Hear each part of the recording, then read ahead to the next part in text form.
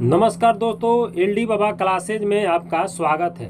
दोस्तों, आज की क्लास में हम बीपीएससी टीआरई 3 टीचर वैकेंसी 2024 के लिए जीके जीएस का कुछ इम्पोर्टेंट क्वेश्चन लेकर आए हैं, जिसे आप ध्यानपूर्वक सुनिएगा, देखिएगा और समझिएगा। अगर मेरा वीडियो पसंद आए तो मेरे चैनल को लाइक, शेयर और सब्सक्राइब करना बिल्कुल ना भूलिएगा। तो क्वेश्चन हम शुरू करते हैं कि नंद लोग कहाँ राज करते थे। तो नंद लोग जो राज करते थे वो मगध में राज करते थे। कहाँ राज करते थे? मगध में राज करते थे। अगला क्वेश्चन है कि भारत का सबसे प्राचीन धार्मिक ग्रंथ किसे माना जाता है। तो धार्मिक ग्रंथ वेद को माना जाता है। किसे माना जाता है? वेद को माना जाता है। अगला क्वेश्चन है कि चंद्रगुप्त मौर्य ने देश को किसके कुशासन से बचाया था। तो चंद्रगुप्त मौर्य ने देश को नंदों के कुशासन से बचाया था। किसका कुशासन से बचाया था? तो नंदों के, नंद वंश का जो पहले कुशासन था। अगला क्वेश्चन है कि वेद का संकलनकर्ता कौन है। तो वेद का संकलनकर्ता महर्षि द्वैपायन वेद व्यास जी थे। अगला क्वेश्चन है कि पाटलिपुत्र किसकी राजधानी थी। तो पाटलिपुत्र जो राजधानी थी वो किसकी थी? तो मौर्य राजाओं की राजधानी थी। किसकी थी? मौर्य राजाओं की राजधानी थी। अगला क्वेश्चन है कि वेदों की संख्या कितनी है। तो वेदों की संख्या 4 है। कितनी है? वेदों की संख्या 4 है।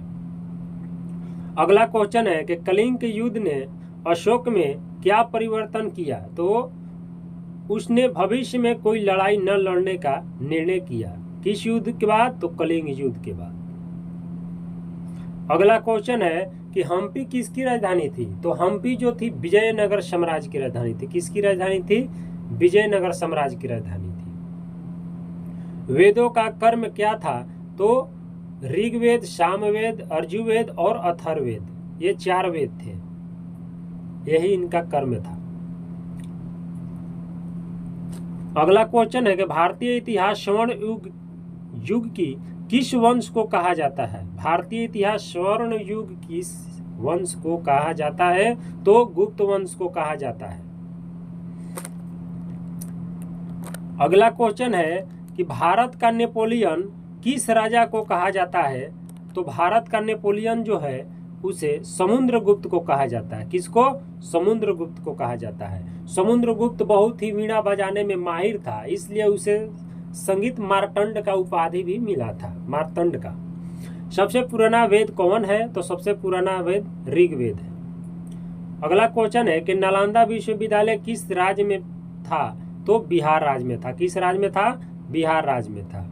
अगला क्वेश्चन है कि चालुक्य वंश कहाँ स्थित था। तो चालुक्य वंश वातापी में स्थित था। कहाँ था? वातापी में स्थित था। अगला क्वेश्चन है कि ऋग्वेद में मंडलों की संख्या कितनी है। तो ऋग्वेद में मंडलों की संख्या 10 है। अगला क्वेश्चन है कि सातवाहन राज के दक्षिण में क्या था। तो चरी राजाओं का राज, चोल राजाओं का राज और पांड्य राजाओं के राज था। अगला क्वेश्चन है कि चोल राजाओं का केंद्र कहाँ था। तो चोल राजाओं का केंद्र तंजौर में था। अगला क्वेश्चन है कि ऋग्वेद में सूत्रों की संख्या कितनी थी।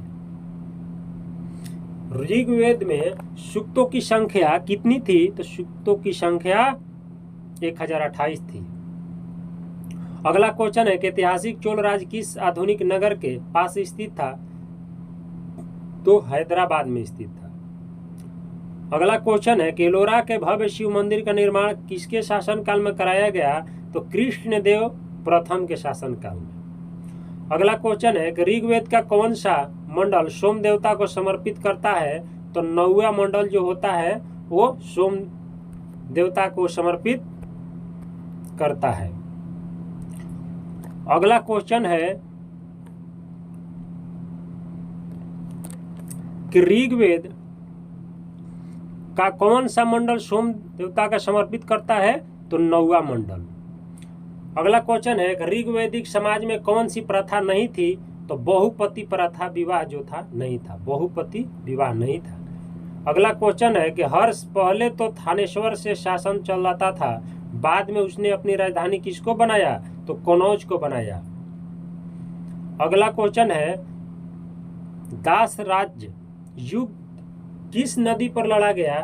तो पुरुषणी नदी पर, परुषणी नदी पर लड़ा गया। अगला क्वेश्चन है, सांची का स्तूप का निर्माण किसके द्वारा कराया गया? तो अशोक द्वारा कराया गया। किसके द्वारा कराया गया? अशोक द्वारा कराया गया। अगला क्वेश्चन है, अश्वघोष कौन था? तो संस्कृत कवि जिसने बुद्ध चरित्र की रचना की, बुद्ध चरित्र की रचना की।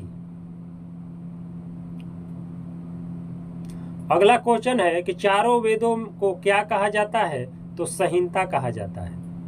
अगला क्वेश्चन है, आक्रमण करने वाला प्रथम मुस्लिम आक्रमणकारी कौन था? तो मोहम्मद बिन कासिम था। हम नेक्स्ट पेज पर चलते हैं। प्रकृति में सबसे अधिक मात्रा में पाए जाने वाले कार्बनिक यौगिक कौन सा है?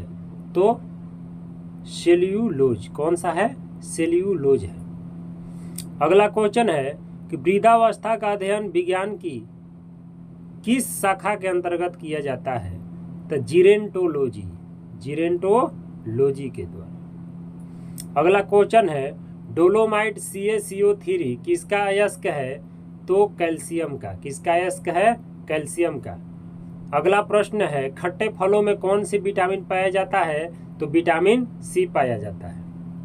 अगला क्वेश्चन है कि ध्वनि की तीव्रता मापने वाला यंत्र क्या कहलाता है? तो ओडोमीटर कहलाता है। क्या कहलाता है? ओडोमीटर कहलाता है।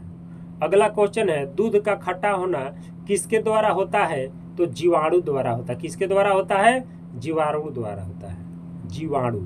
अगला क्वेश्चन है, श्वेत प्रकाश के वर्णक्रम में प्रिज्म द्वारा सर्वाधिक विचलित होने वाला रंग कौन सा है?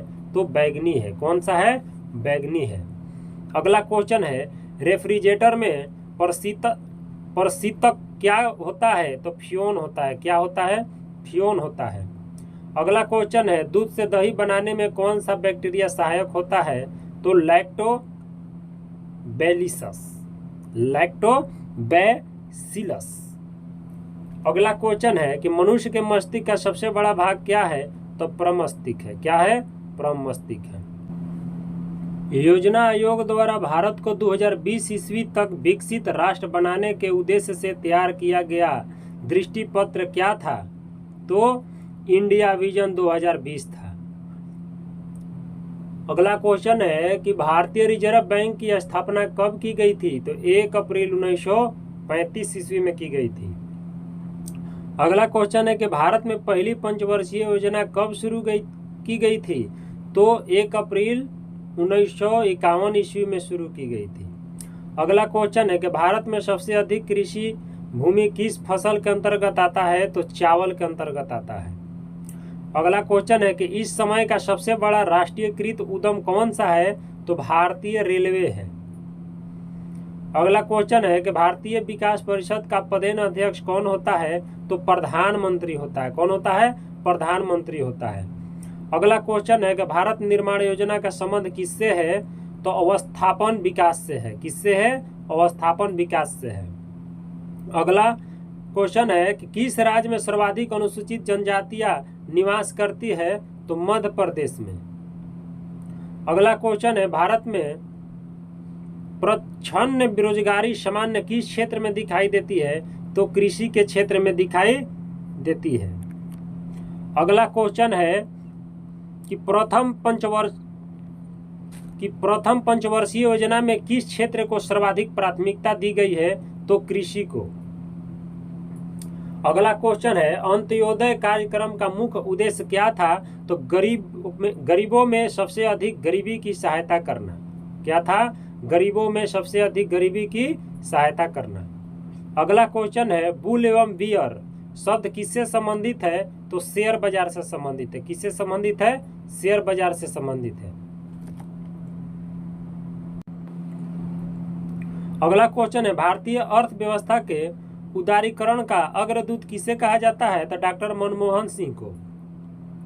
अगला क्वेश्चन है कि द्वितीय पंचवर्षीय योजना में किस क्षेत्र के विकास पर सर्वाधिक बल दिया गया? तो उद्योग क्षेत्र पर। किस पर? उद्योग क्षेत्र पर। अगला क्वेश्चन है कि भारत के ग्रामीण क्षेत्रों में पाई जाने वाली बेरोजगारी का मुख्य स्वरूप क्या होता है? तो प्रच्छन्न होता है। अगला क्वेश्चन है कि अर्थव्यवस्था में मुद्रा के मूल्य और कीमत स्तर के बीच क्या संबंध होता है? तो प्रतिलोम का होता है। क्या होता है? प्रतिलोम का होता है। अगला क्वेश्चन है कि भारत के राष्ट्रीय आय में सर्वाधिक योगदान किस क्षेत्र का होता है? तो विनिर्माण क्षेत्र का होता है। अगला क्वेश्चन है कि भारत के उत्पादन में विश्व का कौन सा स्थान है? तो विश्व का तीसरा स्थान है। भारत में अंडा उत्पादन के विश्व में कौन सा स्थान है? तो तीसरा। अगला क्वेश्चन है कि ग्रामीण क्षेत्रों में ग्रामीण के आकलन हेतु किस सूचकांक को आधार माना गया है? तो कृषि श्रमिक के उपभोक्ता मूल्य सूचकांक को। अगला क्वेश्चन है कि भारत में कर्मचारियों के महंगाई भत्ते निर्धारित करने का आधार क्या है? तो उपभोक्ता मूल्य सूचकांक। उपभोक्ता मूल्य सूचकांक है। अगला क्वेश्चन है कि बजट घाटे का क्या अर्थ होता है? तो बजट घाटे का अर्थ होता है कुल प्राप्तियों एवं कुल खर्च में अंतर। अगला क्वेश्चन है कि भुगतान संतुलन के विपरीत होने की दशा में कौन सा कदम स्थिति सुधारने में सहायक होता है? तो अवमूल्यन। क्या? अवमूल्यन। अगला क्वेश्चन है कि पंचवर्षीय योजना के इतिहास में भारत की सर्वाधिक असफल योजना किस योजना को माना जाता है? तो तृतीय योजना को माना जाता है।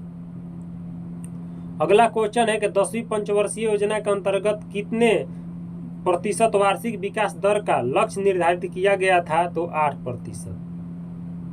तो आज का क्लास हम इतना ही पर समाप्त करते हैं। धन्यवाद।